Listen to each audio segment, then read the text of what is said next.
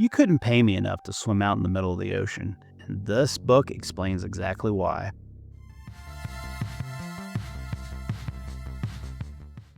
Deep Trouble, Goosebumps book number 19, released in 1994. This is basically R.L. Stine's version of Jaws, mixed with The Little Mermaid. Except in The Little Mermaid, everything's whimsical, and this book is anything but whimsical.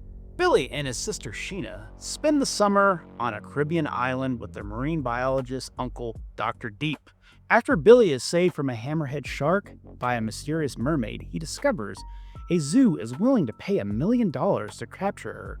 When greedy treasure hunters kidnap the mermaid, Billy, Sheena, and Dr. Deep race across the ocean to rescue her before it's too late. This cover is absolutely insane. First of all, what the hell is this thing? It looks like somebody crossed a hammerhead shark with an orca, and then gave it some really crazy razor-sharp teeth. Then you got this poor kid up here on the surface that has no idea about the nightmare that is happening down below that's about to come up and ruin his entire vacation.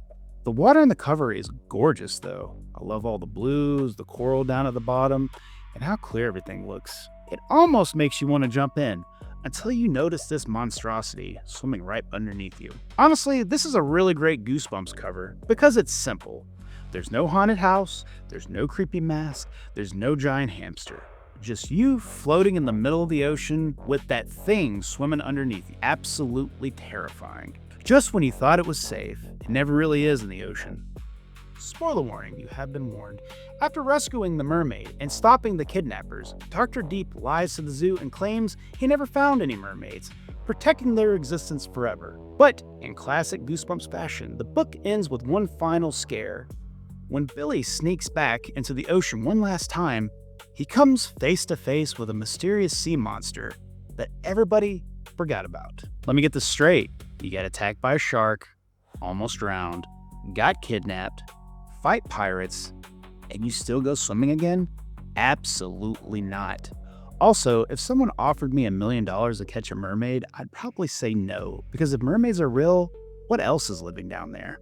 So believe it or not, this book actually never got a TV adaptation. Now, I know that's confusing, because back in the day, including me, we saw a TV episode in the series from the TV show called Deep Trouble. The problem is, it wasn't based on this book. It was actually based on Deep Trouble 2. So I actually never read Deep Trouble as a kid. I remember seeing the book here and there, but it just wasn't one that really just caught my attention. It wasn't really on my radar. But I will say though, every time I saw this cover, it immediately made me think of Jaws. I watched Jaws growing up. It was one of those movies that just kind of sticks with you forever. I also loved going to the beach as a kid.